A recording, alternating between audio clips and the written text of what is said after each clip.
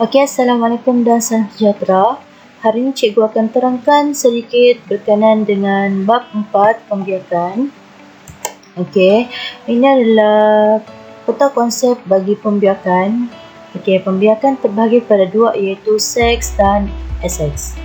Okey, kita lihat kepada seks dahulu iaitu manusia dengan tumbuhan berbunga. Okey, kita lihat kepada manusia dahulu. Okey, manusia dia ada sistem pembiakan lelaki, perempuan dan kepentingan penyelidikan dalam sistem pembiakan. Okey, untuk sistem pembiakan lelaki ada sperma, untuk perempuan ada ovum. Okey, ini dia punya proses. First, sperma tu akan berenang masuk ke dalam faraj.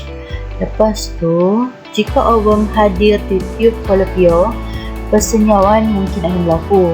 Okey, nukleus sperma tu akan bercantum dengan nukleus ovum dekat tiub falopio. Okey, dan membentuk zygote. Okey, kita boleh tengok gambar raja ni. Lepas tu, selepas persenyawaan, zygote tu akan membahagikan satu bola sel yang disebut sebagai embrio. Okey, embrio ni akan menempel lah dekat ini uterus ni. Okey. Okey, seterusnya kita akan beralih kepada kepentingan dalam sistem pembiakan.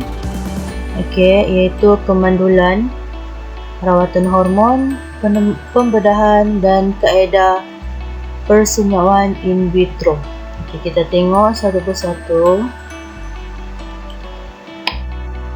Okey, ini kaedah mengatasi kemandulan.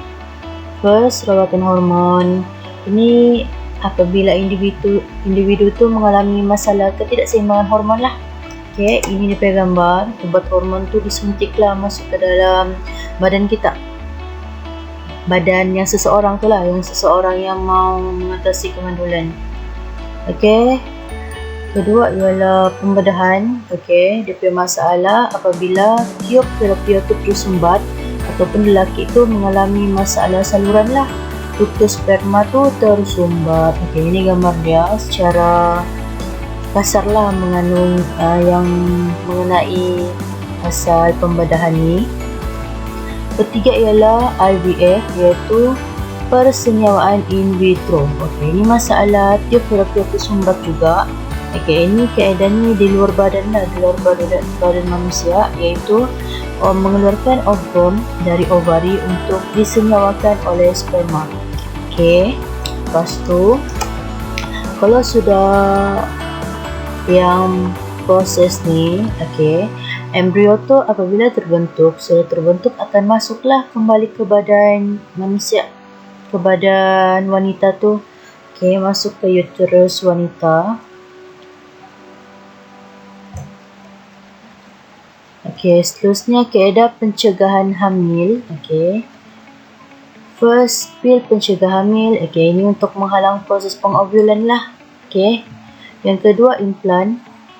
Okey, implan pula merembeskan hormon yang menghalang ovari daripada menghasilkan ovum. Okey.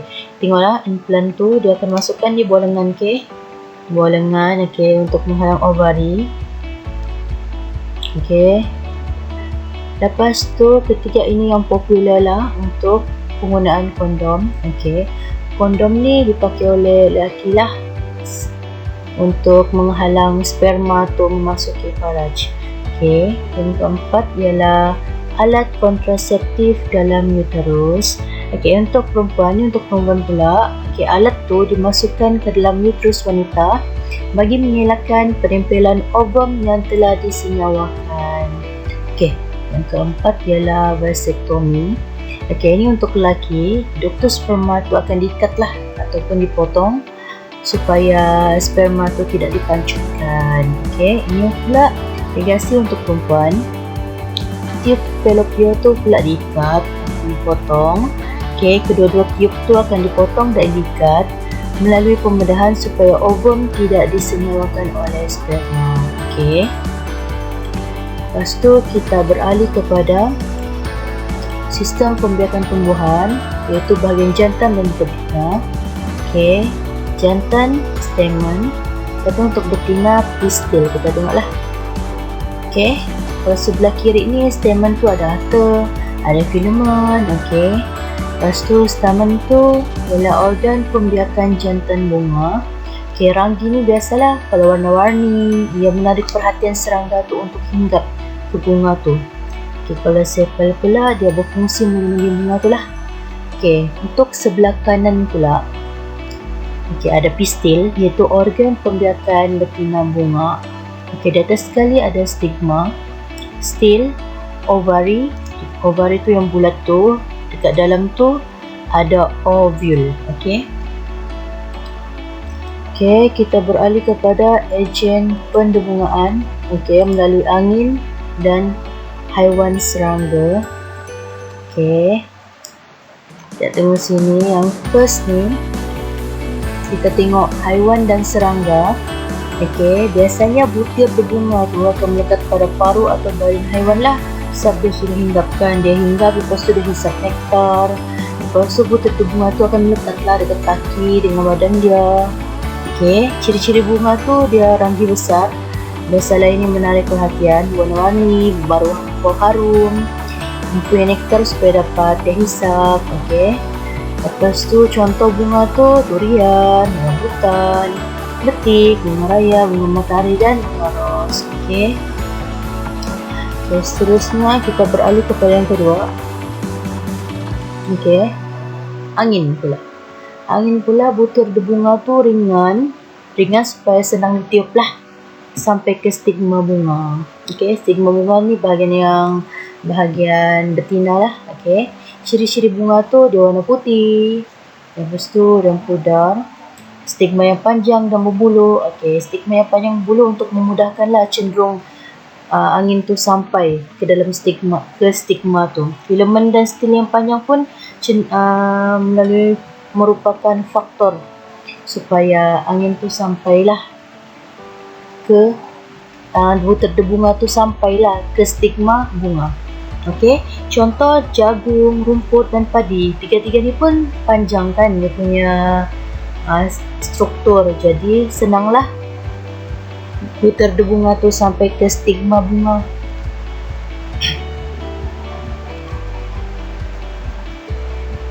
Okey, seterusnya kita tengok kepada jenis pendebungaan. Okey, ada sendiri dan kacuk.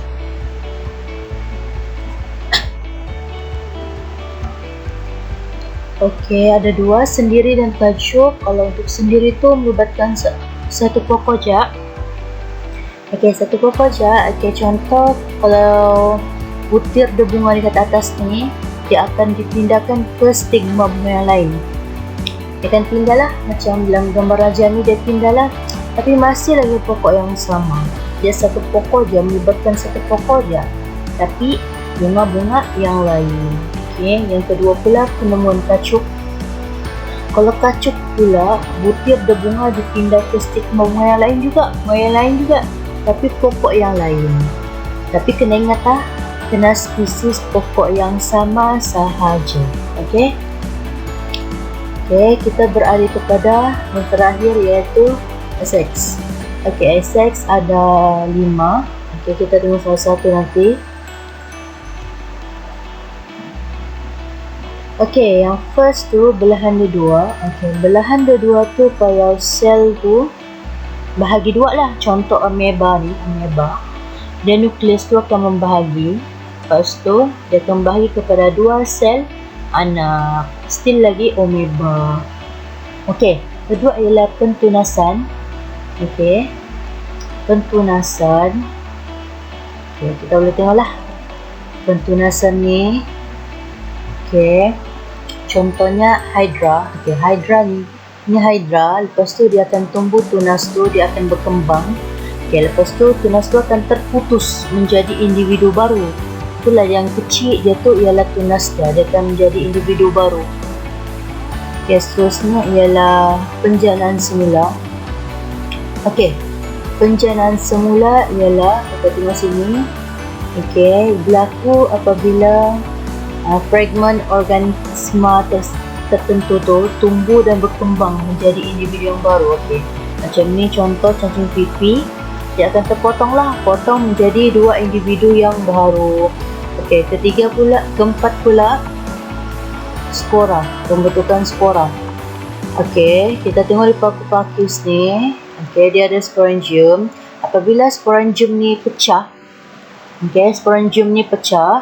lepas tu spora yang halus ringan akan disebarkan oleh angin. Okey, lepas tu spora tu apabila sampai di tempat yang lembap, spora tu akan tumbuhlah menjadi tumbuhan yang baru. Okey, yang paling last sekarang ialah pembiakan vegetatif. Ini common lah. Pasal vegetatif ni sayur-sayur, bukan sayur-sayur, dia jenis sayuran lah. Bawang merah, halia, ubi kentang, ubi keladi. Dia menghasilkan tumbuhan baru daripada bahagian vegetatif lah. Induk selain bunga. Ini lain selain daripada bunga punya lah.